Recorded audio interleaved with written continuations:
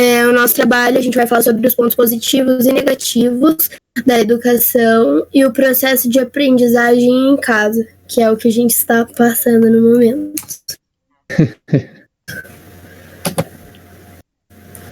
Bom, eu vou começar falando o que significa o homeschooling. A tradução é educação escolar em casa. Bom, como que funciona isso?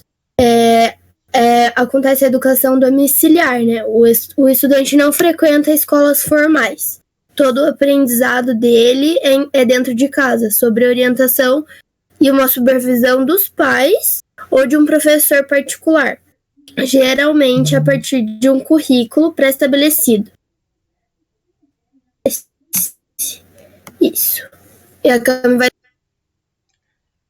Ou seja, só para sinalizar, o homeschooling, no caso, ele acaba substituindo a frequência do aluno na escola. Ou seja, a educação sendo a domicílio, ele já não frequenta, ele já não tem sequer a matrícula feita na escola. E ela funciona da seguinte maneira: a criança, ela tendo aprendizagem em casa, ela tem o apoio normalmente dos pais ou dos responsáveis. E é aquele ensino que ele não tem a mesma grade curricular dos colégios, por exemplo. Porque ele sendo em casa com o apoio dos pais, toda a regragem é de maneira diferente. E para que serve nada mais é do que uma educação que às vezes os próprios pais, em alguns casos, não sendo todos, né, não generalizando, às vezes por uma influência, isso que acontece também fora do Brasil, não querendo que seus filhos talvez socializem com alunos de fora, ou entre outros motivos que às vezes são até mais particulares da própria família. Pode mudar, amiga. Bom, a gente selecionou 2 filmes que retratam bem isso. Um deles é o Extraordinário, que eu vou falar, e a Cami vai falar do outro. Bom, o Extraordinário acontece que ele tem um problema no rosto dele, e os pais decidiram que ele não ia pra escola por conta do bullying. Mas chega um momento que ele vai lá e tem que enfrentar a escola, e acontece o que é imaginado, né? Ele sofreu bullying e foi bem difícil dele se adaptar na escola. E ali em Meninas Malvadas, que de certa forma é um cenário um pouco diferente, até no meio do filme a gente vê que algumas coisas são iguais, mas o cenário em si é diferente. Porque ali em Meninas Malvadas, por exemplo, a garota, deixa eu sinalizar aqui o nome dela, ela foi criada na África, então a educação dela com os pais era justamente porque onde ela morava, onde ela habitava naquela época, na infância dela no caso, era um lugar que não tinha uma estrutura escolar, não tinha uma educação pública ou até mesmo privada para ela frequentar. Ou seja, até mesmo a civilização, digamos.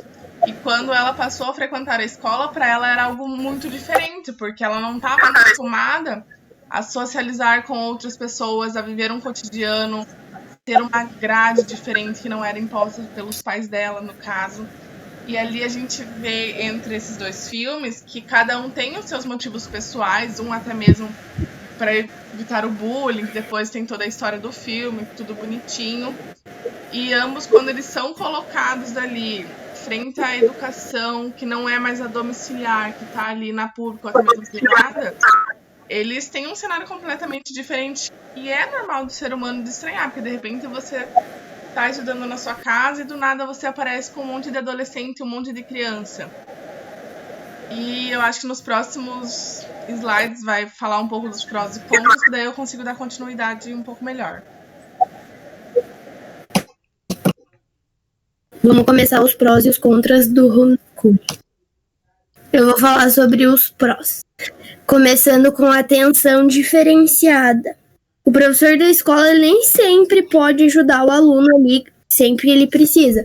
Mas no homeschooling a criança recebe ajuda e o assunto imediatamente.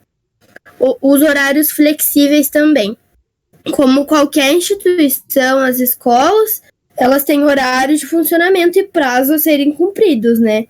E muitas vezes as crianças e os pais têm que se adequar à rotina da escola. Já no ensino domiciliar, as coisas podem ser um pouco mais flexíveis. O pai pode formular o horário que ele quiser ajudar o filho, enfim.